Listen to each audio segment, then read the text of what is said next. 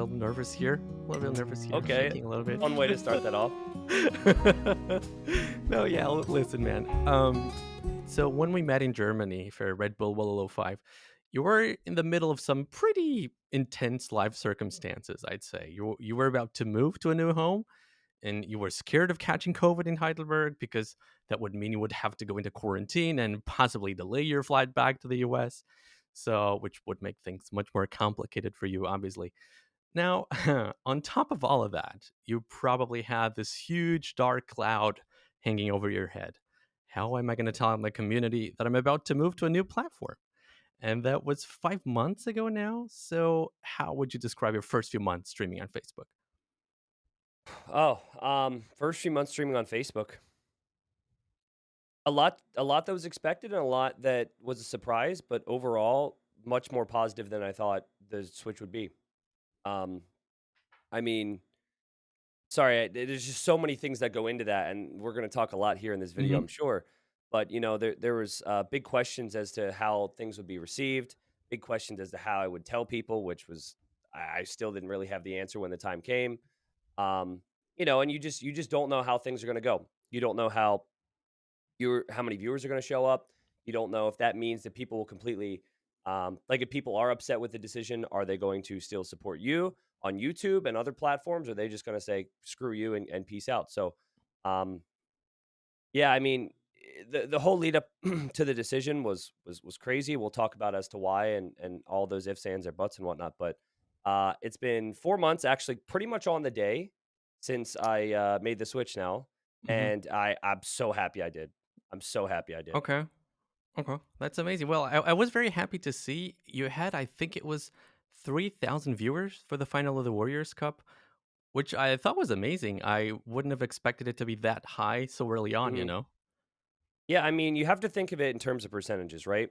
A lot of people view viewership as based on how many viewers this person got on that day.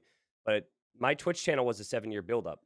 I Mm, had left Twitch with 250,000 followers, and quite a bit of momentum there as well. And while many people watching this video might have heard, okay, T90 switch platforms, or many people who watch my stream and have the alerts on every single day would say, okay, T90 switch platforms. I average 3 to 5,000 viewers for my normal streams on Twitch with 250,000 followers.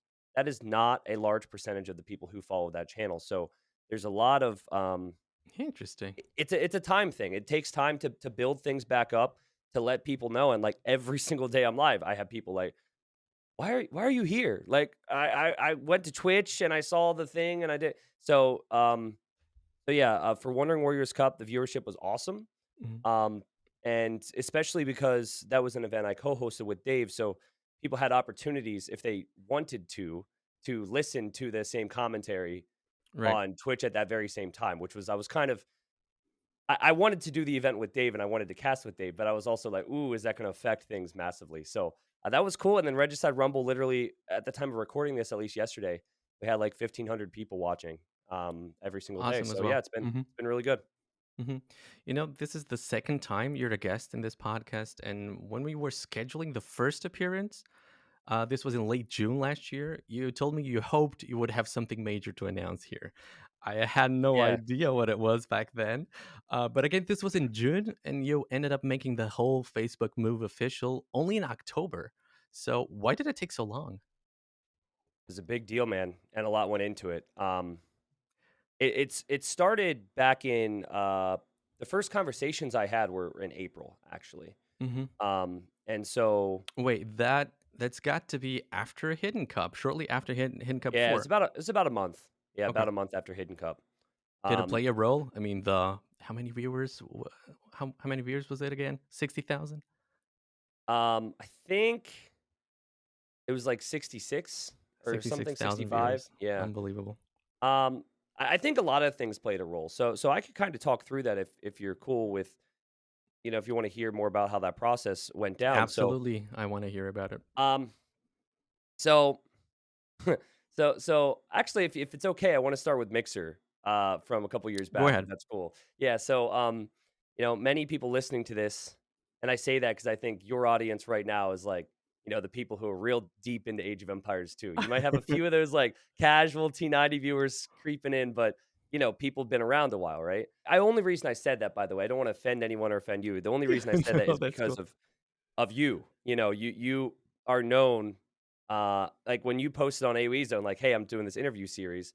People were like, oh, Masmora from Voobly. Like, there's a lot of people that knew that, at least at the Mhm, beginning. So, mhm. anyways, um, yeah, so my outlook on kind of platform deals and whatnot all came from when Mixer contacted me. And that was, I believe that, sorry, I don't have the exact dates. I think that was late 2018 um, Wow. Mhm. or early 2019 because it was in the lead up to the definitive edition, which was late 2019, if I'm not mistaken. Correct. So that timeline somewhere in there makes sense. Um, And I was contacted by Mixer, who was owned by Microsoft, and they had just done these massive public deals with Shroud and with Ninja, with reports of like 15 or 20 million a year for those guys. And of course, Mhm, Mixer's gone now. So they contacted me and they were like, "Hey, like we want to do this. Age of Empires is Microsoft. We're Microsoft. Like there's this big copy pasta paragraph about that." And I was like, mhm, "All right." So I heard him out and I talked to them, and basically, they made an offer which was I felt like was, like, deeply rooted in things that were lies, not the financial part, right? So, the financial part was, like it was, like, for a normal job, probably good. They offered, I think a year and a half, so they took whatever my sub count was, and multiplied that by 12. They said, "We're gonna give you 1.5 of that over the course of this year, and then you make whatever you're gonna make on this platform on top of it," which is a really good deal. You do the mhm, same job. It would have required, like, less hours. You make 1.5 times whatever you made, and then, they said all these other things, and it was the other things that made me feel like, I don't know if this is, like this makes sense. They were like, "We're gonna give you further promotion within the Age of Empires. We're gonna have it within the game to give you additional promotion. Um, we're gonna make sure that you get access to things with Microsoft, with Age of Empires before others do, so you can get a lead up on that." And then there was the whole it was a 1-year offer, then there was the whole I was like, "Well, what happens after the year?" There's like, "Oh, we're gonna have a discussion about that. Yeah, at the mhm. end of the year, we're gonna talk about it." And I was like, "I don't see anything in the contract about that." And I just talked to Microsoft Age of Empires, and they said they will not give people access to things before I get access to it. And it was just a whole honestly, I felt like it was a salesman who was clearly getting a commission to bring Mhm. me over trying to do his best and using the whole Age of Empires owned by Microsoft and using the whole Mixer owned by Microsoft to try and sell me. Mhm. So I did Sorry, not like Tristan. it. Just for clarity, where Sure, does Viper's move to Mixer? Because we know Viper has been on Mixer as well. sure. When does Viper's move to Mixer fit in all of this? Was it before 2018?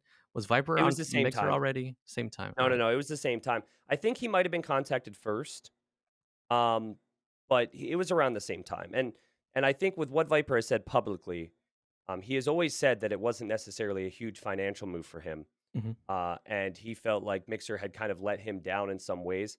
I think that I don't know if he's speaking to the same person or what, but I think that many of the things because they were all these lavish promises Yeah, about how they're going to promote you.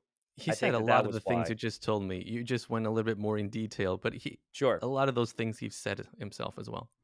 Yeah. So the reason I bring that up is that's really important, right? Like that was my first interaction with any type of a platform deal, and Mhm. also is at a time where I was doing really well on Twitch and enjoying myself on Twitch, Mhm. and so when I got an email, back in April of this past year, I literally responded, "Not interested, thanks," and Mhm. sent it off.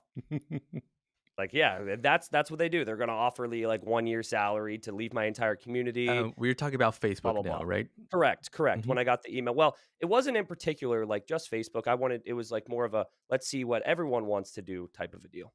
Right. I was like, screw that. Um, Mhm. And so, anyways, I got an email back that was like, "Hey, we should probably just talk about it." A lot of people give me the screw you deal. Um, and so we started having conversations, and um, I was amazed at how committed Facebook was Mhm. to doing something in the space. I felt like there wasn't any of that, like, weird, "We're gonna say things, but not put it in the contract" type of a situation. It was all very professional. Looked more professional. Mhm. Mhm. And, also, there was a heavy want to compromise and fight for me, which is what took 6 months, All to be right. completely honest with you, with things that they didn't want, but then I wanted, and the community would need, but they didn't want, and it ended up building up towards eventually, um, them allowing a lot of stuff. So that was kind of the I forget your original question, sorry, Yeah, it was but w it was a yeah, big difference between the Mixer situation and the Facebook situation. yeah, right. My thing was because you thought in June of 2021, you thought you had decided everything, everything Yeah, was yeah, yeah. settled. So why did it take so long to announce it up until October? So, but you Mhm. kind of explained Gotcha. it. It's just very complicated, and a lot of Well, things need to be discussed. yeah, and I can't give huge specifics on a lot of this stuff, but you can Right. imagine, like, if it's a really important, life-changing type of decision that, companies are gonna have, they don't wanna, pay me to come over, stream on their platform, and then we'll use YouTube as an example, have me export my 8-hour streams right to my YouTube channel. So then Mm-hmm. people don't have to think, "Oh, I wanna stop by and see Facebook Gaming." They just go to another platform. That's an Right. obvious example, right? Right. Right. Right. Um, so, like, and for me, it was like, I want to operate as I've been operating already, but better if I make this decision. And so Mm-hmm. there was a lot of I had to show value in that. I had to Right. show value in Age of Empires 2. I had to show value in X, Y, or Z. And so their traditional esports structure for bringing people over didn't fit Age of Empires or me, and that's what took such a great deal of I time, was understand. so it kind Uh-huh. of fit everyone's needs, I guess. So when you did announce the whole thing, there was unsurprisingly a lot of talk, a lot of criticism, and I already talked about this in episode 6 with Viber and Nili. Mhm. But I was surprised to see that a lot of the criticism was directed not at the fact you were leaving Twitch, but at the fact you were joining Facebook. So Facebook was the deal breaker for a lot of folks. Were Mhm. you expecting that? Um, uh, Facebook isn't hugely popular with my demographic right now. So I expected that, even from that aspect, right? Like, there's a lot of big companies, there's a lot of big tech. Some are a lot are horrible, as a whole, but some are more well received currently. Like, for me, for example, before I started streaming on Facebook Gaming, I didn't really use my Facebook that much anymore. Um, and so I think for a lot of my viewers that was kind of the same. So I was expecting pushback with that specifically. But I think Hmm. more than anything, um, I think I could have gone to any platform, and I think there would have been a lot of shock. Um, Hmm.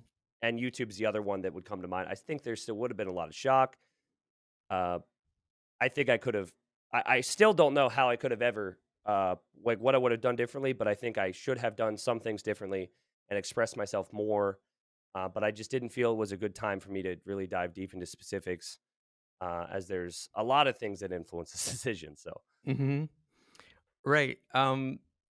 Since you've mentioned it, another common critique of your announcement was that you were beating around the bush too much. Yo, bro, yeah, yeah, you did it for the money. Just say it, man.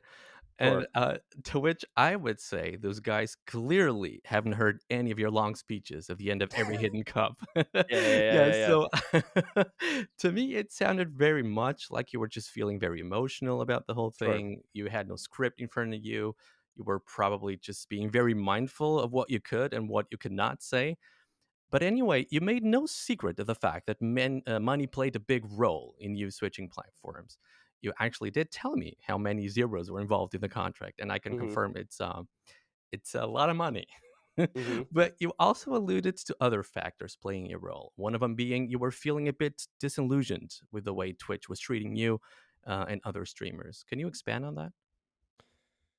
yeah. So I guess first off, before I dive into the whole Twitch thing, you know, I went full time 4.5 years ago, something like that. Anyways, 4 years ago, let's say. Hmm.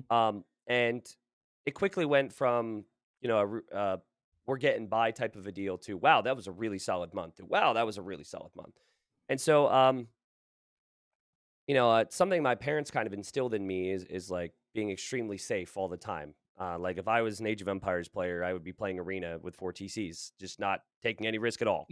Um, and so, like, if I've ever had like a really good month or year in this type of a business, I I'm going to try and snowball that into a month or two on the tail end of whenever my viewership drops off, whenever this stops for me, so I could make this as long of a deal as possible. Mhm.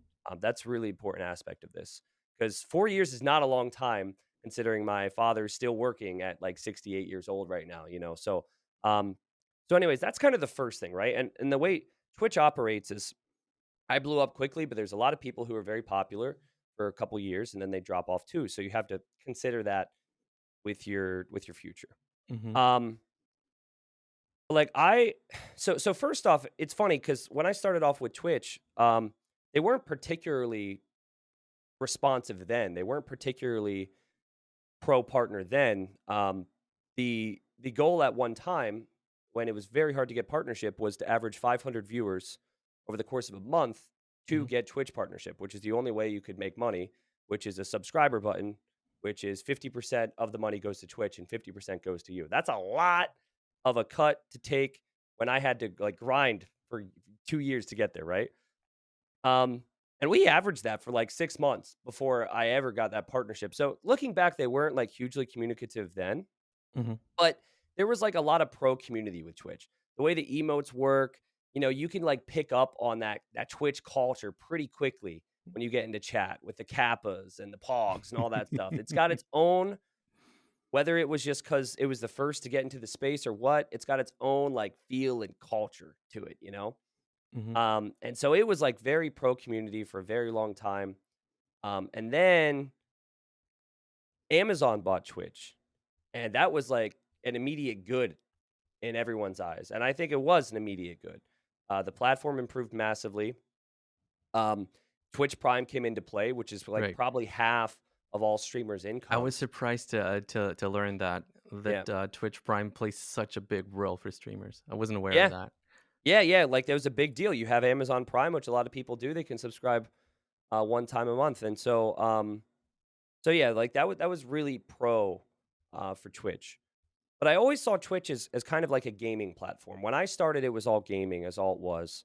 Um, and so it was like heavy appreciation around the platform for events that I would do when I talk to a partner manager, because it's old RTS, it's strategy. We want to put you out there. And it felt like I belonged. Mhm. Um, in the last few years, Twitch has become much less responsive, with some obnoxious examples I can give, but it has made it more and more clear to me that I'm very much is using their service. I'm not a valued member of the Twitch community. And then if you look at like Twitch as a whole, it's actually transitioning away from being only gaming, right? And this is Absolutely. not Mhm. this does not mean that I don't want to be associated with someone who, uses a GoPro and streams riding a bike. That's really cool, do your thing. Um, but, these are things you have to think about as I want to do an old game. And it's an RTS game, which is also a little under supported, I think, as a whole. Mhm. Um, So there are things to talk about with Twitch, but I I actually had conversations with my older brother about a lot of this. He's 11 years older. He's much wiser, Mhm. and he is like big into the business world, and he also follows Twitch. And he's like, "Yeah, this is quite clearly an Amazon product now. They are trying to be as hands off as possible and make as much money as possible, and that's all Amazon does. It's just like, and if there's not going to be ways for this to make money, Amazon will cut it. And as far as I know, I don't think Twitch has profited in like 2 or 3 years or something. Anyways, Mhm. So as a a content lot of stuff. creator, you definitely noticed this shift from Twitch being a community friendly Yeah. enterprise Yeah. to Twitch becoming basically just Amazon. Yeah. Well, okay. So I'll give you an example, right? So, like, it's not Please as do. if a Twitch streamer, I had a ton of communication with Twitch in the first place, right? At the end of the day, I'm talking to people within Age of Empires and I'm streaming. Mhm. Um, so Hidden Cup 2, I'll use Hidden Cups because that's a real good benchmark and landmark, right? Hidden Cup 2, I had 3 quick conversations on Discord with a partner manager. And that partner manager gave me time slots for front page exposure, and talked about at length how that would work for me. and also about how he got into Age of Empires because he was my partner manager and thought it was really cool. Hidden That's Cup 2 awesome. happens. I forget the swing that front page helped us achieve at that point, I but believe it was earlier the huge. swing was much greater than it is now. Correct. That's at Yeah. least the feeling, the impression that I get. Yeah, it was like, let's say you have 4,000 viewers, you get pushed on the front page and it's like plus 8K, like Right, right. immediate. Now it's like 1,000 maybe, right? Yeah, they changed how it works as well, which is probably a whole nother conversation. But anyways, so that was my experience in 2019, twenty Mhm, nineteen with Twitch. Um, Fast forward to Hidden Cup 3. Between Hidden Cup 2 and Hidden Cup 3, there was like, I think 7 months. It wasn't a lot. I got to fact check that. But, anyways, I had like 3 or 4 different partner managers. Like, hey, I'm your new partner manager. We can have a call this week, blah, blah, blah, blah, blah, blah, blah. A month later, hey, I'm no longer your partner manager. Meet so and so. And it's mhm, just like constant circle of these people. Um, and then it became a point where I could tell these people were juggling insane amounts of mhm, creators.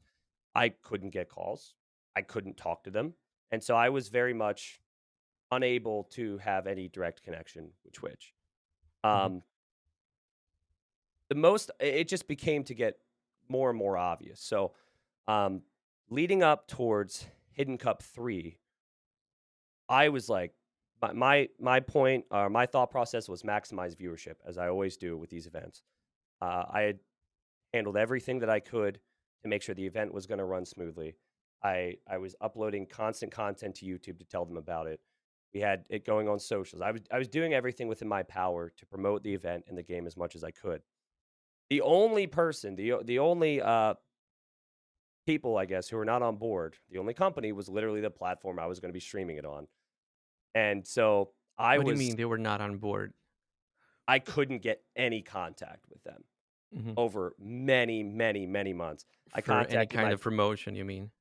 Yeah, I couldn't even have a conversation. It was like, you ever, like, have a tech problem and you wanna, like, talk to someone online, but they don't give you a chat box and you gotta, like, click all those helpful links and you're stuck? That's what I felt like. Right.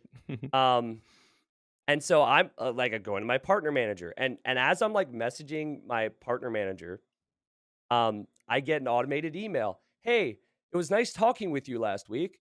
We should talk next time you wanna What? talk, let me know, and here's my calendar." And I'm like, "I didn't talk to anyone." And I put it in the calendar, and guess what? No call happened. That's crazy. Okay, It was that's crazy. really, really frustrating, and Mhm, so, 2 weeks or a week before Hidden Cup 3, I had a conversation who many people who follow, like, the overall Twitch sphere might know, and his name is DJ Wheat.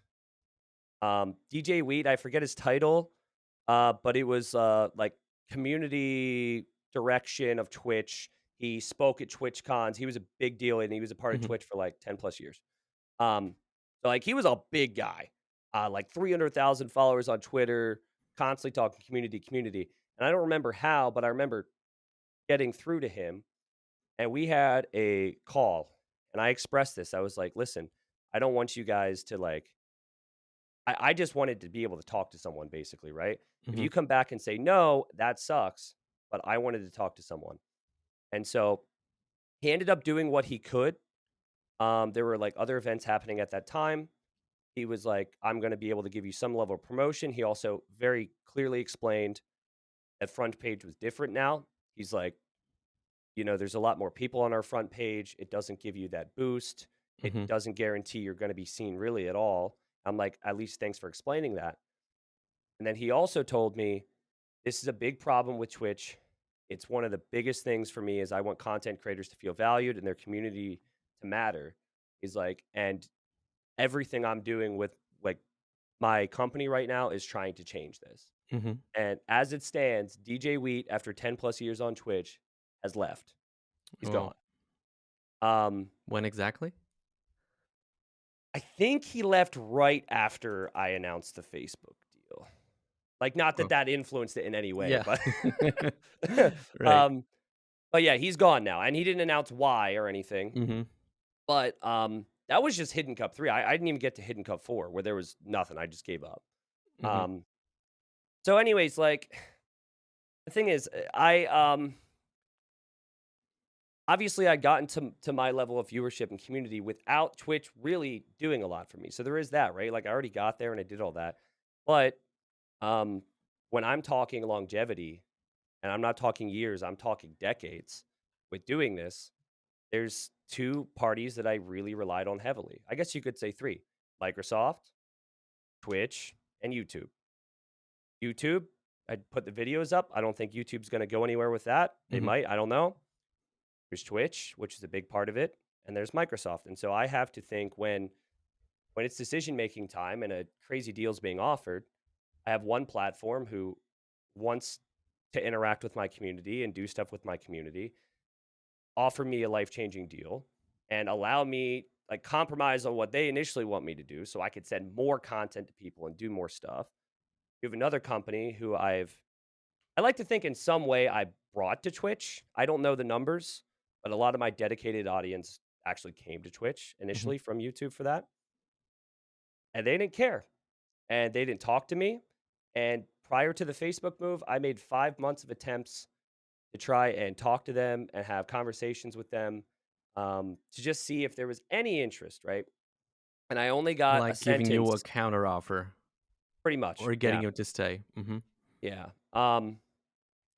And so let me put it to you this way: I talked to YouTube, and it was very short discussion with YouTube and my agent. We'll say I don't like that word; it makes it feel like I'm more important than I am. Okay, But so I feel like you're telling me something new. I wasn't sure, aware you would actually considered moving to YouTube as well. That's it what you're wasn't. telling me, right? It was I'm considering leaving Twitch. Let's have conversations type of a deal. Right. Okay, Yeah. but I mean, Facebook contacted you, right? You didn't contact them first. And YouTube, in the Yeah. case of YouTube, you're saying you just started looking around. Kind of. Yeah. All And I right. think that's a smart move, right? Absolutely. Keep your options open. if you're gonna switch from a platform where you have 250,000 followers, you're gonna want to see what's available. Hmm. Um, but and the only reason I bring that up is kind of in relation to Twitch, because I spent 5 months trying to have a conversation with Twitch. Um, I did get a response from YouTube that was like so cool. Hmm. Like and it was like two paragraphs. It was like, "We're not interested in bringing you over, but we care about the future of like gaming space and whatnot. And we see what you're doing is very unique for the gaming space. We want you to keep uploading videos here. We're not gonna like do any offers or any streaming offers or everything. Okay. But like it was real positive. We see what you're doing. We value that. Keep at it. So Done." you felt like it was a human writing that message. It wasn't Yeah, like a yeah. It was robotic it was response like or something. at the very least, they clicked on my channel, saw one video and realized it was a Right, video right. game, and maybe realized it was old, and then said, Hmm. "Keep at it. We care about like what you're doing, but goodbye," basically. Right, right. Tristan, I wonder about something. If I understand you correctly, you're telling me you felt like Twitch wasn't valuing your content and you as Okay. a streamer enough. So, the amount of support you've gotten from your community has always been insane, particularly during Hidden Cups. In Yeah. fact, after Hidden Cup 4, I think for a short period of time, you were in the top 10 of Twitch streamers in terms of subscriptions. It was something mind blowing. Maybe. I Yeah, think it sure. was top, it had like 20,000 subs, I believe. Now, I remember you very often feeling overwhelmed by the support you got and saying things like, Mhm. I don't Yeah. feel like I deserve so much support. And I have absolutely no doubt you really meant those words. Mhm. But the fact is, Twitch was obviously a major factor in you being able to get this kind of support, right? So So true. you acknowledge you were getting huge amounts of support, but at the same time, you seem to be faulting Twitch for not doing enough for you. Isn't this a little bit of a contradiction? It's not. It definitely is, right? But maybe I'm not expressing myself as clearly. There's a lot of things that like I rely on Twitch as a platform to just at the basic level be there, right? Hmm. Um, and like you said, I just explained Twitch was not really a large part in what we did as a community on Twitch. Like Twitch was Right, but there, speaking but about you specifically, I mean, I believe you had a better contract, right? You had a better contract than most streamers do. Most streamers get a 50-50 contract. I believe you had something better than that, right? I yeah, believe yeah. streamers as big as I you. think literally everyone who sends an email to them should get that if they have over Oh, is 500 it that viewers. simple? I think so, yeah, but yes, that's true. But sorry, I veered away. You're spot on. Um, I guess the issue is again, I'm thinking longevity, Mhm. and I've done this for 4 years, and I'm not this decision. I was not like, what's Twitch going to be like in 4 years? I'm thinking way down the road, and it's a lot harder to feel as though things are going to be continue to be community friendly and creator friendly in the long term when a lot of these attempts are being made. And it feels like it's just kind of like veering off track a little bit. Does that make sense? Mhm. So I Mhm. didn't mean to discredit, like, Twitch is an amazing platform. And I'm not throwing away those memories. I love Twitch. The door is not closed in the long term either there, but it was very clear to me that, like, they didn't really value me. It was Mhm. just like there, and I benefited from their open door policy, so to speak, that, like, Right. anyone can stream there whenever. Right. So speaking of a counteroffer from Twitch and them not giving you that possibility, would it even make sense for Twitch to fight for a streamer that's getting an offer from Facebook or YouTube? Because I mean, Twitch is big, but YouTube and Facebook are massive. So if Yeah. Facebook wants to have you, they Mhm. have the means to pay you much more than Twitch. Yeah, I mean, So, that's an interesting conversation, right? Because there was a I think it all started with Mixer, and if you followed how the streaming space went after that, it was like Mixer started it, then Facebook Gaming, then YouTube. Everyone's like, "Oh, we can entice creators." mhm. Um, and there was a period where these big Twitch streamers would say they're announcing something. Some of them would like post colored doors, like a red door and a blue door and a purple door, and everyone's on Twitter's like, ah, Um, and I don't remember the time span, but for a year or two, and I think it's died down now, Twitch was like giving what they called like exclusivity contracts, which basically was paying people to stay, right? Mhm. But I'm with you. I don't necessarily think that that's a great long term for a company, because they're just losing more money to keep the same people. That doesn't necessarily mean they're going to make more revenue. That just means they're going to stay there. And that also shows that that particular creator might just peace out after that, whatever deal is over, anyways, if the Mhm. offers are still on the table. So from a business side, probably not the play, except for like a few names, right? Like, what astounded me recently was Shroud. Shroud had hit was the biggest Twitch streamer, and he went to YouTube, and he talks a lot at like I don't watch Shroud, but I he's the biggest guy taking a platform deal. So I listened to everything that he had to say about that. Um, and like with Shroud, he had like 250,000 subs at one point. Wow. Like Dude, insane numbers of subs. crazy, So it's like right? he my view of protecting the long term is very different than his view of protecting the long term if he wants to be a content creator forever because he that dude blew up. He made it, right? Um but like still the reigning theme, and I think it's so maybe it's silly because we as content creators get so much support and so much love and so many people saying we love what you're doing. But the reigning theme from like the Tim the Tatmans, the Shroud, all these guys was like Twitch wasn't a part Longevity. of what we were doing. No, no, no. It was like Twitch, like they're already making millions. Twitch wasn't a part of what they were doing. Twitch didn't show that they cared of what they were doing, and the other platforms really wanted to be a part of it. Mm, Um, that's interesting. so Okay. that was my takeaway. I forget the video from Shroud, Mhm. but yeah, Mhm. you're right. Like, and I wasn't necessarily looking for. Okay, I take that back. I was looking for a counter offer from Twitch, obviously, right? Whether it was 5%, Perfectly 10%, legitimate though. 2%, 80-20 sub split, 90-10, like whatever. What hurt was when we went around and round to talk to people, we got a moderately quick response from YouTube. That was that 2 paragraph thing of that's really cool, but no. And it took me 4 to 5 months to ever hear anything from Twitch. And it was, we're not making you an offer. Good luck. Mm, Literally. wow. Okay. So it was like, there was no, after 7 years on Twitch, like I know it's like so dumb because It's my not dumb. You were viewers, expecting a little bit more of a yeah, connection to be there. I it understand. feels Mhm. so it feels so dumb and probably so like egotistical to be like that hurt me. But that hurt me, dude. Like 7 years on that platform, and it did all these really cool stuff. I don't even care if it was a corporate bullshit response of like, "We value you, you're duh, duh, duh, duh, duh, duh, duh." Like, that's what I was expecting, and it was so much worse than what I Mhm. was ever expecting. So that was, that was when decision time started to happen with all the other factors. Um, there's so much.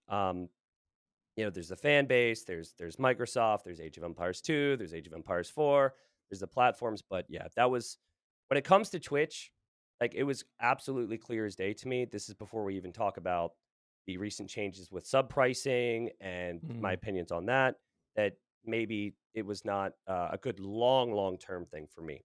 Right, right. Um, I want to talk about the impact your move and Viper's move to Facebook might have on the Age of Empires 2 community as a whole. Mhm. The most obvious and immediate impact, sorry, was always going to be on the live stream audience, which unsurprisingly has gone down since you guys moved. Sure. But in my last episode with Mem, he said he doesn't think the decrease in viewership is as big of a deal as people make it out to be. Because in terms of growing the Age of Empires 2 audience, YouTube seems to be the main driving force. And since both you and Viper have massive YouTube channels, and you guys regularly continue to put out Age of Empires 2 content, there won't be much of a negative impact. Would you agree with that? I think it depends on who you ask. If you ask AoE Zone, oh, there's a massive negative impact because we're going to have less live viewers, which means less sponsors, which Well, means I'm less. asking you though. Yeah, no, and that's important though because their perspective is spot on, right? Like Right. their perspective is spot on when it comes to esports, and I'll talk about that. But it really comes down to when people say T90 leaving Twitch hurt the community. Who is the community? What counts as a community? Does a YouTube view count less or more than a Twitch view? Are we talking player base? Are we talking owners of the game? Like there's a lot of things that could mean community. So right off the bat, I think it's fair to say that if you are a regular stream viewer of any Age of Empires content creator, that you are a more dedicated member of such community because being on a live stream is a lot more. Sometimes you have to plan for that. It's a lot more time. I can't think of the word. You sacrifice more to be there, I guess, right? Hmm. It might mean more to you to be there live than it is to just pull up a YouTube video, pause it, come back 20 minutes later because you can't Right. do that with streams. This is more of a commitment. Maybe it's the Yeah, word you so were like looking for. the live stream community is, and this is where it hurts, right? Like that's the more dedicated community, and Right. that's where that real heart wrench comes in. I totally get that. But again, like it depends on everyone's perspective. So what I'll touch on is like Age of Empires as a whole and community as a whole. And technically, numbers speaking, I have done more for the Age of Empires 2 community in the last 4 months than I did the previous four, simply because I've had like 6 million views on my YouTube channel in the last month Hmm. and 4 million before that. And so like if you look at those numbers, more people have seen the game than they would have. I mean, YouTube still could have happened if I was on Twitch. We're cherry picking some stats here, right? But Well, the you're point is, probably it's getting a like, newer audience to go to your YouTube to go to your YouTube channel as well, right? Because yeah, many of those folks watching you on Facebook probably didn't know about you. yeah. So, anyways, Age of Empires 2 as a whole, like community wise, viewership wise, Memb is correct, is actually gone up. And I don't think player base has gone down. I think if anything No, else, it it stayed the stayed same. pretty much the same. Yeah. So there hasn't been like I was very concerned over the following three things when I made the move to Facebook. The first thing was, will my overall audience, this is largely YouTube, dip, Hmm. right? Um, there's a chance, and I'm sure there might be someone listening to this right now. I know there's people who in my comments who like completely like hate me now. Like the first 3 days, because I think there was so much shock. A lot of people would probably back off on some of their nastiness now. Just absolute crazy stuff said to me. Went nuts. Hmm. Um, Comes with the territory, maybe, I don't Right. know. But anyways, I was worried, like, my worst case scenario was if my YouTube audience dipped 50% as a whole. Hmm. I didn't And think it you would saw that as happen. a likely scenario? No, no, no, but Right. that was like I was thinking like worst case scenarios. Worst case scenarios were like what happens to my YouTube audience and general community, and then what numbers am I getting on Facebook? And worst case was 50% drop on YouTube. And with bringing in a full-time editor now and being able to pump out more consistent content Mhm. and maybe lucky with the YouTube algorithm as always, Right. um, it's gone up big time. So in that aspect, the community is in a really, really good spot and better than ever. I Wow. don't think Mhm. I pay really close attention to like all the numbers of Age of Empires 2 on YouTube and Mhm. always have. And I You mean believe in the general, last not just your channel?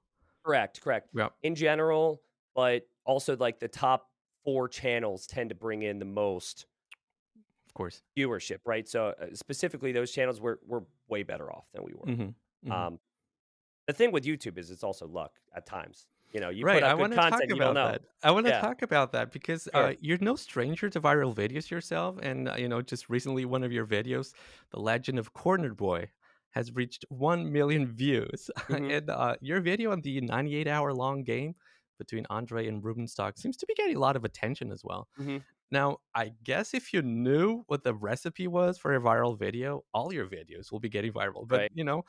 after having uploaded several very successful videos now, do you have a good idea of what are some of the qualities your videos need to have in order to fall into the good graces of the YouTube algorithm? Um, no.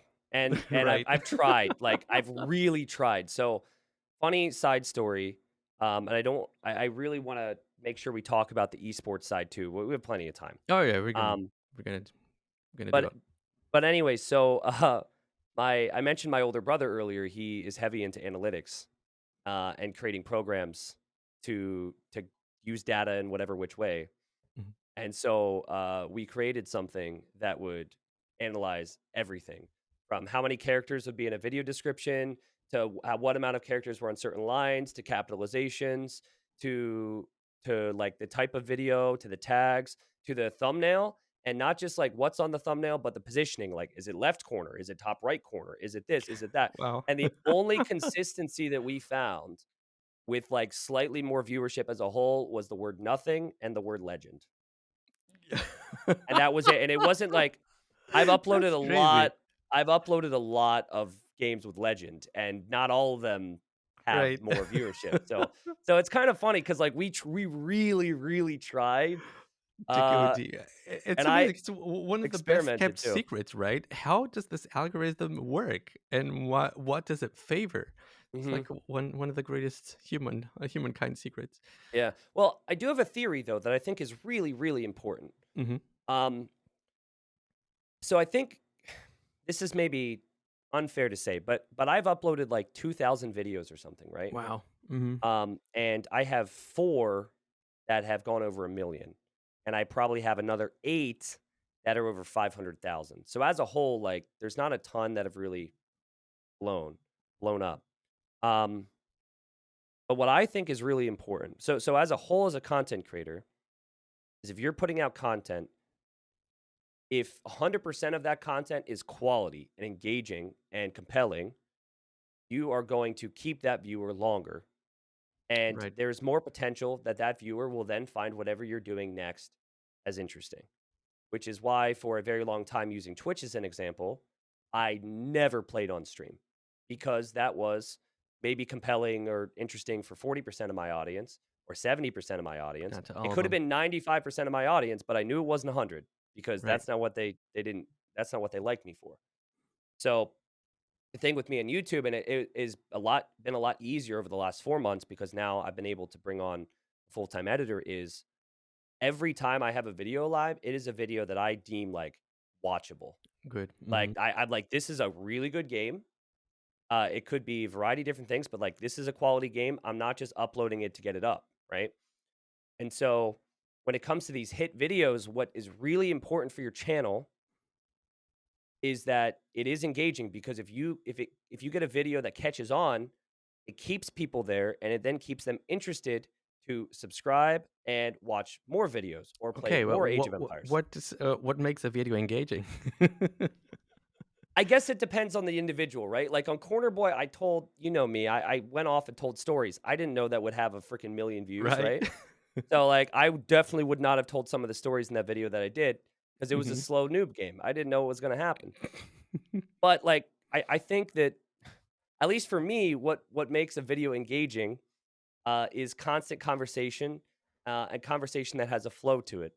Mhm. Um, when I talk about a villager dying in Dark Age, I have to explain and build up as to why that matters in Feudal, and Right. so, like, the ebb and flow of Age of Empires is really good for viewer engagement. So, Yeah, by the way, I think that's something you do amazingly well. You create these narratives, even when you just cast normal tournament games. I think that's absolutely one of your best qualities. You're it's incredibly good at that. thank you. But also I have to credit the game too because, like, that's It why I'm allows for addicted that, right? It to the allows for game. those things. Yeah. Yeah, Hmm. like, that's why I'm addicted to the game. That's why I can't stop is because it there's so many different roads you can go down constantly. Hmm. Hmm. So, in terms of the video that you mentioned, Corner Boy, um, I think what was good is that that type of content interested a lot of people to then continue to watch more videos, which has shown to we have a lot of new people in the community right now, at least in the YouTube videos. So that I forget where we started with all this. It's lucky, but I do believe with heavy bias that if you put in certain levels of work to it, that you can harness that million and turn it into another 20,000 that watch the next video or Hmm. 25,000 that watch the one after that. So Yeah. So I obviously want to talk to you about Age of Empires 4 as well. And yeah, yeah, sure. at first, you did stream quite a bit of Age of Empires 4 on Facebook. Hmm. In fact, I believe the timing of your Facebook move was made to somewhat coincide with the release of the game, I guess to capitalize on the initial hype. Sure. But now we seem to have completely abandoned it, at least for the time being. Why is that? Um, a lot of reasons. Let's go. So as I've kind of shown in this conversation, I was a little butthurt, so you could say, about Twitch. And I felt a little perturbed by some of Twitch's actions or lack of actions because and the general theme there is I wanted more, right? And I'm not talking more money necessarily. I'm talking I had like a really bright idea on how I wanted things to continue, things to get excited about, and that involved the platform, and there was none of that in return. So that same thing was kind of fallen into place with the whole build up to the move with Microsoft as a whole with Age of Empires 2, but I just like Microsoft in general Mhm. as I want more. I want more for Age of Empires 2. There's so many things that I think should have come to the game a long time ago. But I also with Age of Empires 4, I was trying to get involved in all the early stuff and that really wasn't getting much of a return. In fact, since I Mhm. didn't really get involved, I guess there's no NDA. I put in all the information to get AoE4, like the early beta, and I probably did something wrong knowing me, but I thought I did everything. Everything was sent out. I contacted them the next day, and I got we can't give you special treatment and give you access to this beta the next day. And I Even was though like, they did it for other people, right? I think they did. Right. Um, I mean, you hear about all these content creators with streaming yeah, there was like a period of time where people could stream, people who owned the game. Oh, yeah. I I think think it that was was people who were in different the though. bed or something. I'm not sure Yeah, I anymore. think that's a little different though, because they could have been maybe they got the emails, but the point for me at that time, like I respectfully responded, I'm like, I don't want special treatment, but I want to give you feedback on the game, and I want to be as informed on the game as possible. So when this game comes out, I can present it to the community. Um, and again, we can't give you any special treatment. And I was like, this is digital, right? It's not a physical copy, right? Like you can produce infinite amount of codes. I Unless you have, like, I asked them, I was like, "Do you have a set level of requirement? Like, can you Mhm. only give out 10,000, and did you give out the 10,000?" And I just kept hitting Stonewall, and I was like, I actually heard, I think Harris said the same. I think he said publicly. I'm trying not to bring any private stuff up. That Mhm. he ran into the same thing. And I was, like, really annoyed because on some level, Age of Empires 2 played a role in Age of Empires 4's existence right now, on some level. And if on some level Age of Empires 2's success played a role in Age of Empires 4, I feel like Age of Empires 2 people that played a role in Age of Empires 2's resurgence Should be the conversation. should at least I don't want a special room to talk to the devs, just give me a code, you know? Mhm. So it's fair So, to say you were butthurt about Microsoft as well. yeah, I was really butthurt. And from things that I heard from other I wish I could talk about shit, but basically I don't think I'm well liked because I complain about shit. I Um, see. and I do complain and sometimes I blow things out of proportion, but I'd also like to think that I'm also very positive when it's required as well. And I do my best. At the end of the day, I'm just being me, right?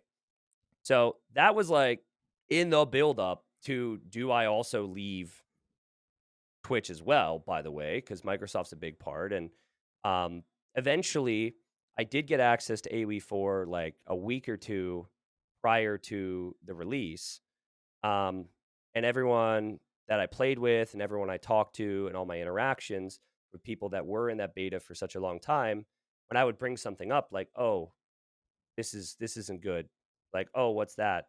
They're like, "Oh yeah, we've been telling them that for over a year now, Mhm. and it still hasn't been addressed." So I was I I was going in very fresh the first week or two on Facebook with AOE4, but I did already have a previous perception of What it I don't know was. if I want to be involved in this game, and I Mhm. don't know if it's being released in the best state, kind of. Right. Um, so But okay, that's but kind of where I stood initially. once the game was released, what do you think it did good? What do you think it does bad? I think what I like about AOE4 is that, and it's different from AOE2, is that each civ operates very differently from each other, and that is from the get go very refreshing because you don't have the same build order with all of your civilizations. As in Age of Empires 2, while there is slight variation, you're pretty much doing a similar build at a competitive level. Mhm. That was like I was like, "Whoa, this is pretty cool," because it's like it also takes more to learn. You're like, "Whoa, okay." Um, so that I really liked. What I didn't like about AoE4 and still don't like about AoE4 is that they eliminated a lot of the tiny little specifics, all these little differences that can make a difference in favor of making the game easier, it feels like. Best example I can give is arrows always hit their target. Like that is absolutely ridiculous. Like micro is something that can set players apart, and I was astounded when I heard that that was the case. Mhm. I was just amazed. Um, that's an example. And so what I found is the more I played the game, I put I don't know how many hours. I want to say 50 hours into the game, uh, which It's I not a guess whole isn't a lot, lot. is it? It's not a lot. Mhm. Um, but I like initially was enjoying it, but I found it a real pain in the ass to play because it was like I played RTS game. I played Age of Empires 2 for 8 years. I'm an old man. I have hotkeys that I like to do. I have certain routines, certain things I Right. do. And when I played other games, I would just map my hotkeys to the same thing as AoE2. And they forced grid hotkeys upon people, which might be good for some, but it was very, very bad for me. And it felt like it was a chore to play the game. Mhm. Um, Now, top of that, to make matters worse, they didn't have global queue, which was like a basic thing for early games.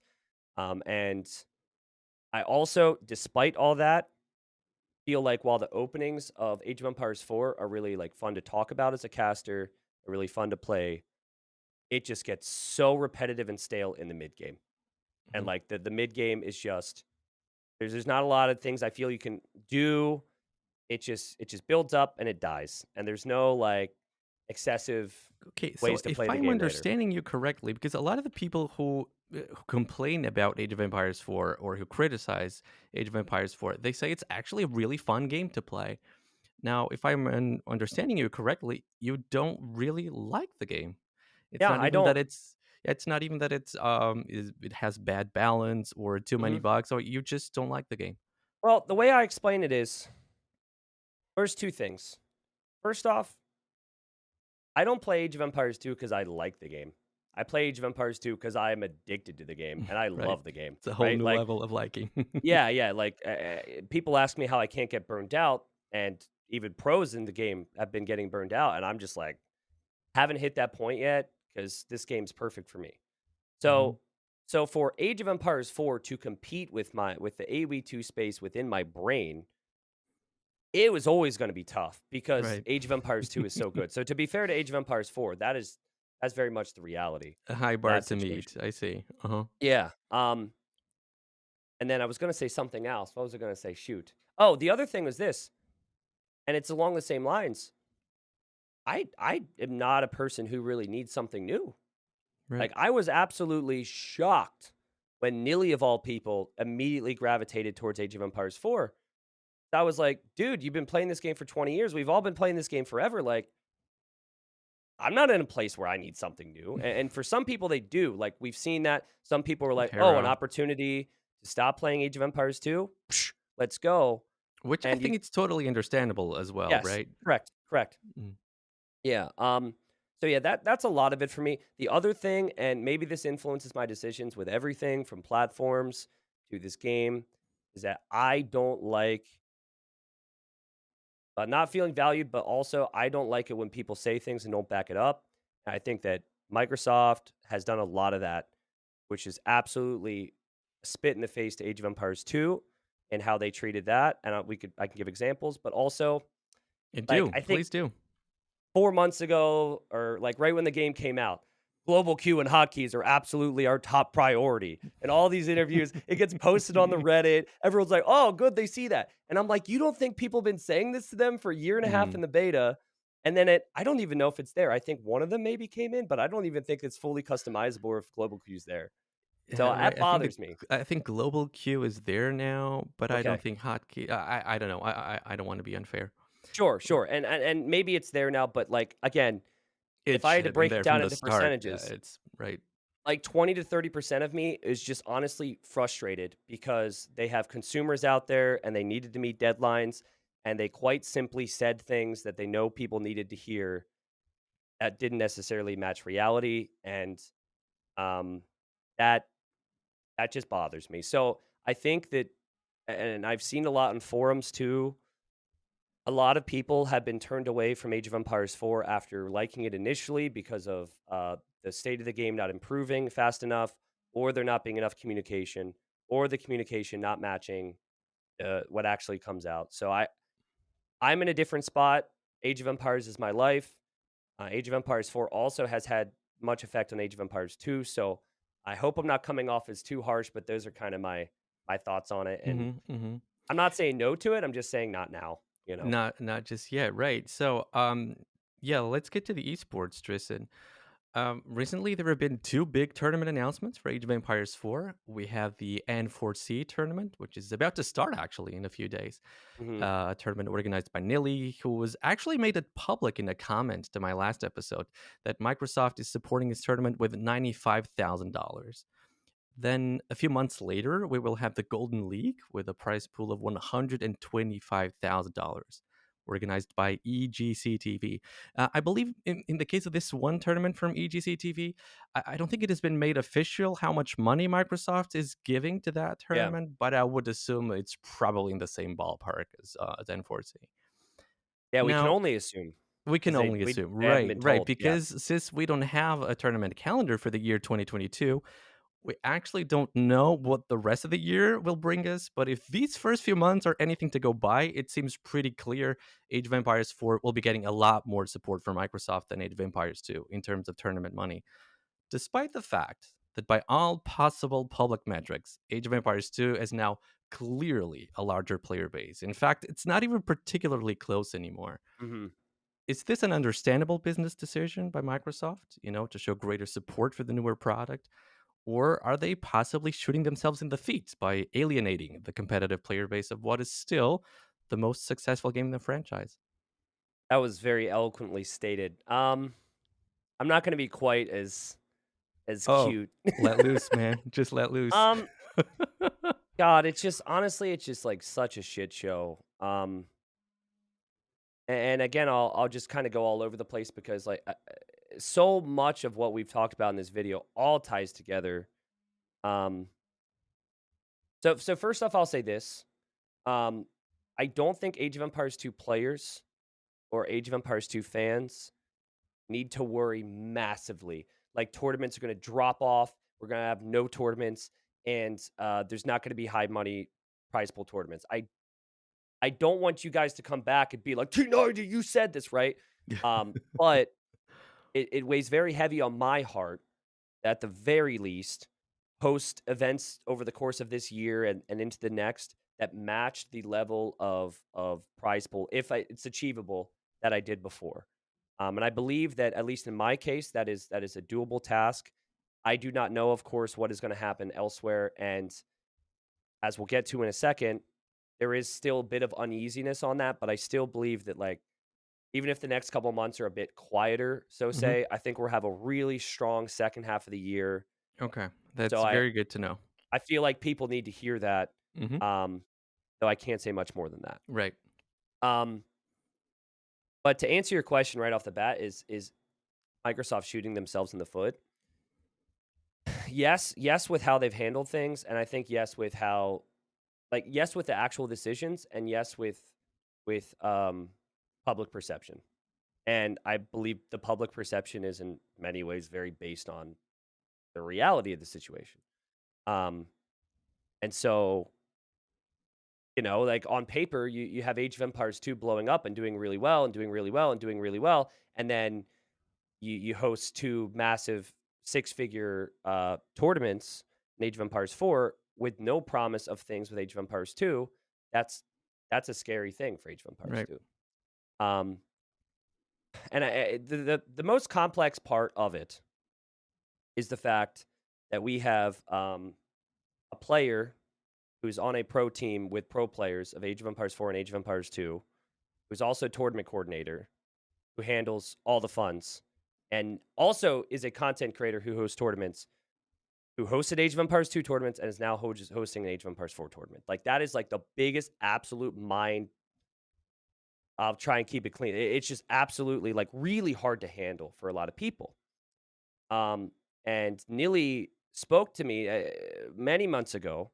I think it was June, because initially the person who had that position was Robo. Right. And God, how I wish Robo was still in that spot, man. Woo! I miss Robo. Anyways, I and I just want to let you know, I keep, Robo is always my source. When I want to know if any of my questions is dumb or yeah, if any of my numbers are correct and not correct, I always message Robo. yeah, That guy's just a well of knowledge. He knows everything, and well, we all know he wasn't feeling good. Um, I don't want to say too much about it, but that's why he quit his job. sure. Anyway, Robo, a major figure in this community. Yeah, and so anyways, long story short, Nili came to me when he was offered the position.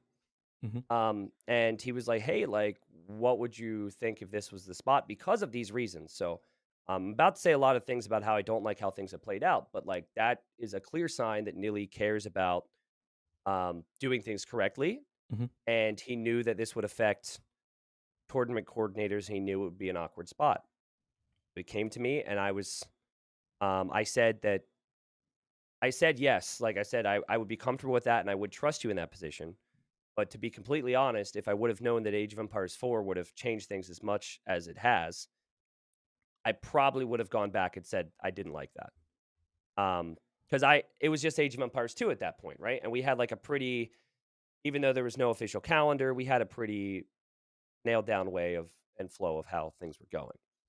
Um, and so I, I don't have a lot of answers on this topic, but I think what hurts me, and it's honestly the main reason that I didn't go, is that Nili named N4C N4C instead of A AB no A4B, Age of Empires 4 Berlin Yeah. LAN, Well, right? Dilly had actually a very good name for that. He said Age of Bug Pyres 4 should be the Yeah, name of the game. yeah, Well, but I heard this criticism a lot. I don't quite follow it though. yeah. It's just a name, man. Isn't it just a name? I don't think so. Like think about it this way. So Age of Empires 2 comes out, or Age of Empires 4 comes out, and there's a lot of worry amongst Age of Empires 2 players and Age of Empires 2 casters and Age of Empires 2 fans. And nothing publicly is really done to make that okay with Age of Empires 2. Nothing is said, there's no promises made to make people happy, except for a patch which was really good. And don't worry, Age of Empires 4 coming means more things for Age of Empires 2. And that was back in November. That's what they said. That was it. They also, at that time, they promised a roadmap for Age of Empires 2. which We're going to hasn't come promise yet. a roadmap for Age of Empires 2, and it's coming shortly because we want you to know that great things are coming for Age of Empires 2, and we want you to be aware of all this. And guess Mhm, what? They said it. Age of Empires 2 got excited. They settled down over their criticism of Age of Empires 4, and I have yet to see a roadmap. mhm. So like the problem is it's not so much naming the tournament. It's the fact that Nili was a big part of Age of Empires 2. He was we could say one of the big 3, so to speak. NAC was one of the big 3. Right, NAC, Yep, Hidden Cup from T90, and yep, King of the Desert from Memb. yeah. 3 Deeply Grand rooted Slams. in the Age of Empires 2 growth. Also works for Microsoft. And then amongst all of that, then hosts an event which is named after an Age of Empires 2 event at a time where Age of Empires 2 is not receiving any big promises or love or support from Microsoft. So like it is just a name, but that was I was like nearly like I think the Age of Empires 2 community, whether it's rooted in like for whatever reason, I was like, listen, we're gonna be hurting. Like people are gonna really be in pain. I'm leaving. I'm part of it. I left Twitch. There's a lot of things going on. I was like, I really can't go if it's part of that. And so I think that and then these two tournaments with high prize pool, and then there's still being no tourney calendar, and I can understand why people are upset, and it really really sucks. Um, again, I forgot where we started, but Yeah, so it I just hurts. mhm. Age of Empires 4 would always have tournaments, Age of Empires 2 Sure, as well. So he sure, just says, "Well, right now I prefer Age of Empires 4. I sure. believe I've proved myself as a tournament organizer, True. and so I believe I legitimately deserve $95,000 to organize a tournament." Isn't that good enough? Isn't that good enough an explanation? I think on paper it is. For me, it's really difficult to process, and I think it's new, right? Mhm. I do think that you are correct. I do think that Nili has shown his worth when it comes to hosting an event like this. Right. I do think he deeply cares about his position, and I do believe that he will do it as fairly as possible. Um, but it worries, it hurts when I believe, and I think this has been the most common thing that he was an Age of Empires 2 content creator, and I think Age of Empires 2 and Age of Empires 4 prize pools come from the same pool, and there has been no talks or promises of what is to come towards Age of Empires 2. Right. So that's where it's like, Yeah, yes, I he's agree not affecting Age 100% of with that Empires thing. 2. Mhm. And I heard his interview with you. He's like, I don't think hosting an AOE4 event is bad for Age of Empires 2. And that is maybe correct, but the event's named after an Age of Empires 2 event at a time where people are hurting, and we have no future promises of X, Y, or Z coming. Yeah, I I think would, things it's a tough spot sorry. for him to be in, and I would absolutely have crumbled and struggled, but I think he's doing his best with it. It's just really, from the AOE2 perspective, really, really awkward. Um, and I could share one more aspect of that if you don't Please do. mind. Please do. So, Neely does a great job of keeping things professional and compartmentalized when it comes to his position, right? So, we will have our business conversation, and then I'm like, okay, you want to have like us talk, and then we'll talk about whatever the hell else. But it's like we we understand kind of how that operates, and he does a Mhm. great job of keeping it professional as possible.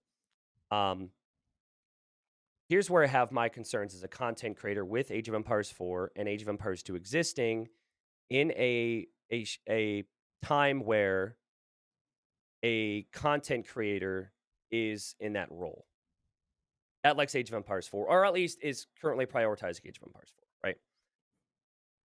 or just in general, actually. It might not make a difference. Anyway, so here's the deal.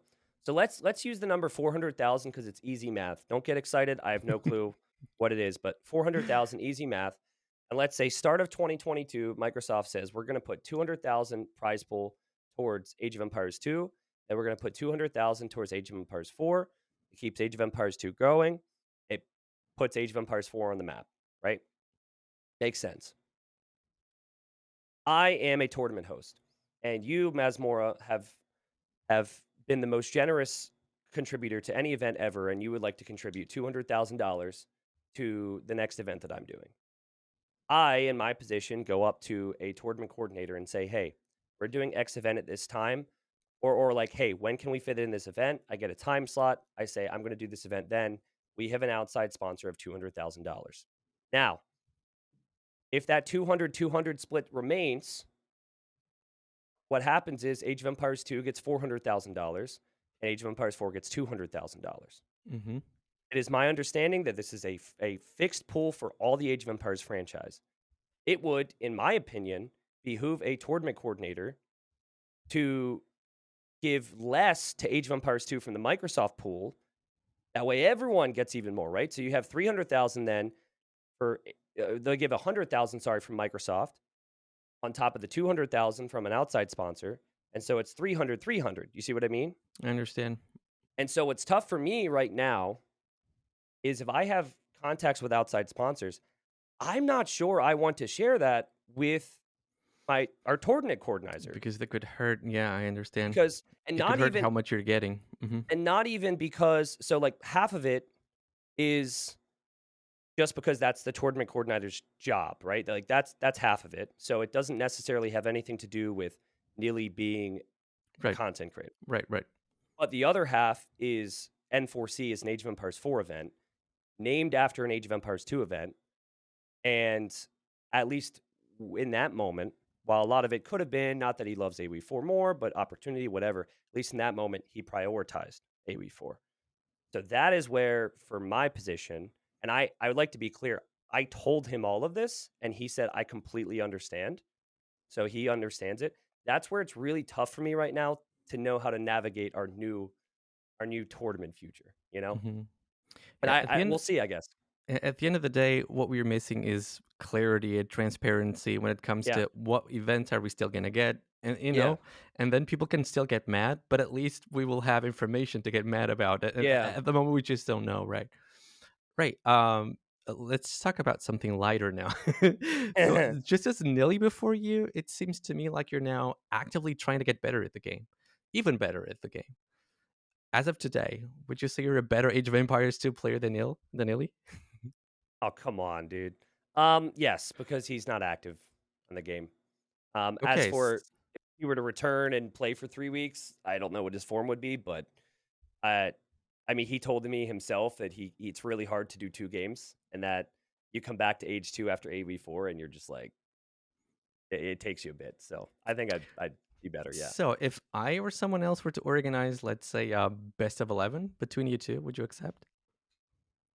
I mean, are we talking $100? Are we talking no, I don't know. We're talking maybe just to get serious again a bit. We're talking maybe about a charity event Okay. where we donate all the proceedings, to help with the humanitarian crisis in Ukraine. Mhm.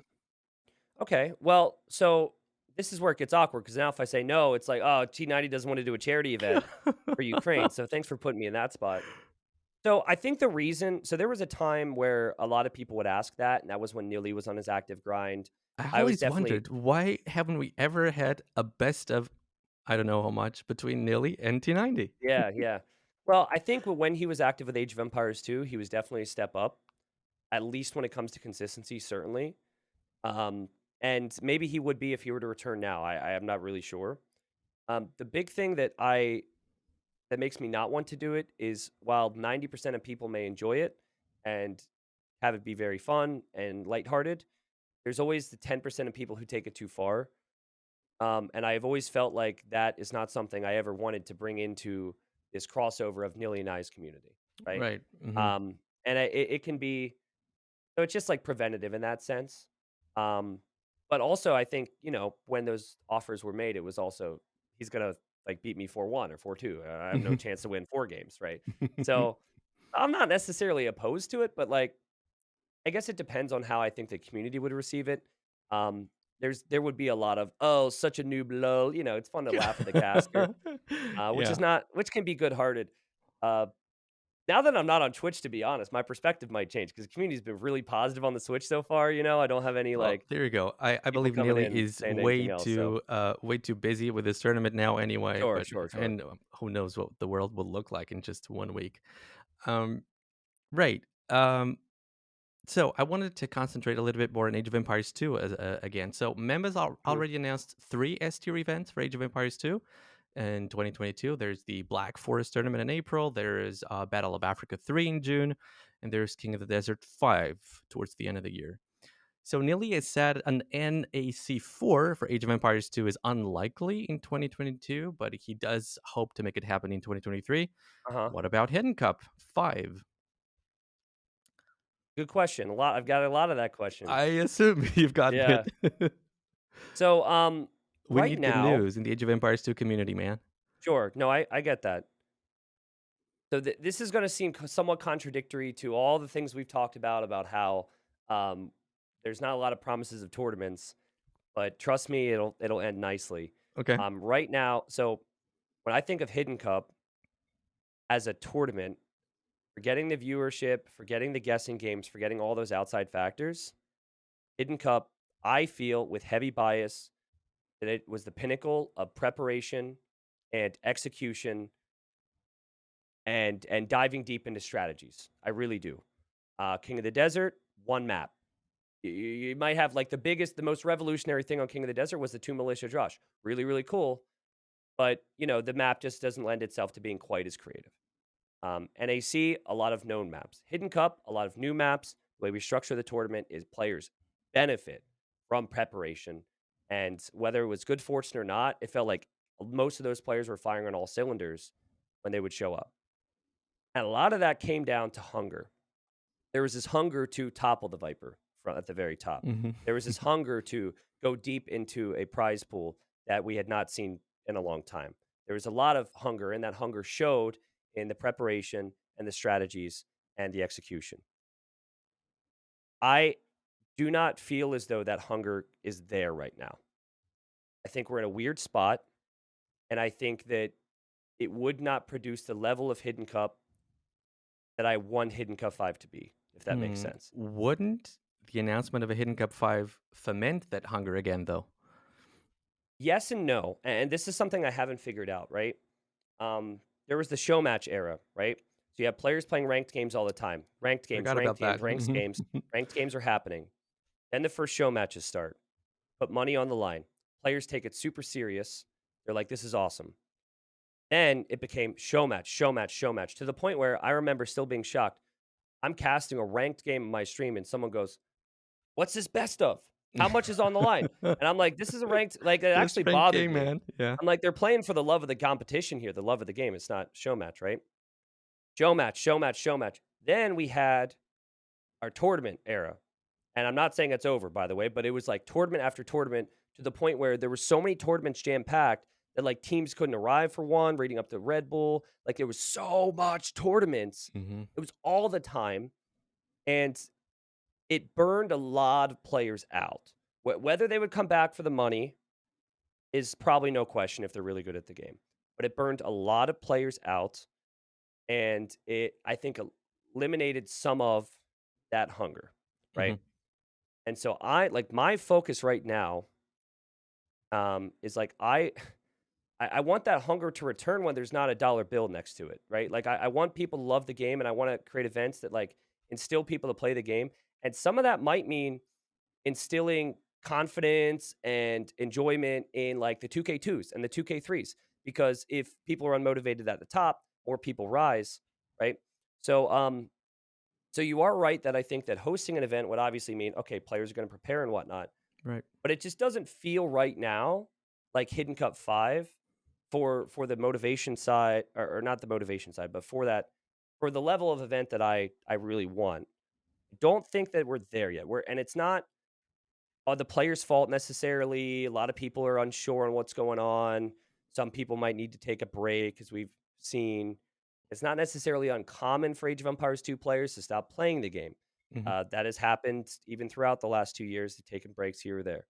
So when it feels right from the player base side, it's going to be bananas, and I wanted to all click. Mhm. Um, so there's that. The other side, which is definitely a factor in it, is that I just switched platforms. So I just switched platforms, and Hidden Cup for me was like I would finish a Hidden Cup and say, this needs to change. This we're going to do differently, and this is the goal we're going to reach. And all the sponsors would say it wasn't going to happen.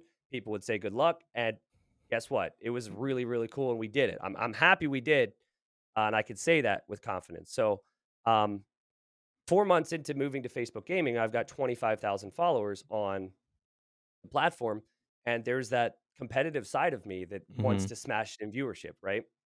So, like if I were to host a Hidden Cup tomorrow, I think I could get 10K viewers on Facebook Gaming, maybe more, because Hidden Cup carries a lot of weight. Would be a great way to boost up the platform, get people in. Mhm. But quite honestly, I wanted to You want smash more. harder than that. You want Yeah.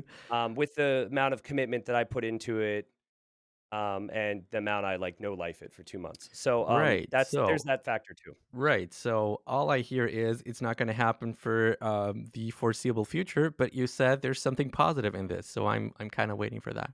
Yeah. So not hosting a Hidden Cup doesn't mean I won't host tournaments, right? Okay. And so I will host tournaments, but as it stands, I've done Regicide Rumbles, which we just did our first one in 2.5 years, so it's been a bit. I've done a lot of like smaller events, but then it was the World Cup and it was Hidden Cup, right? Hmm. And so again, as I said earlier in the podcast, because a lot of people are thinking prize pool towards Age of Empires right now. I want to put as much prize pool, if not more, into the game this year as I did the previous year. Hmm. That is my goal. Will it be a Hidden Cup? I don't know yet. Mem likes to say, "Hey, I'm going to do 3 events," and then no one knows exactly when it's going to happen. It gets people hyped and talking about it, which is probably really good.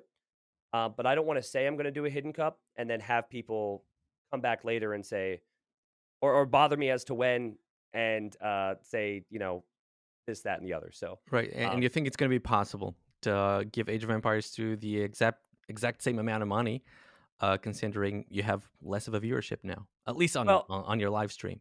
I do think it. I do think it will be possible, and that's where another thing that I should probably bring up that's interesting. When I moved to Facebook Gaming, people were saying, this could lead to less prize pool, which is totally understandable because prize pools coming in tends to be based on viewership.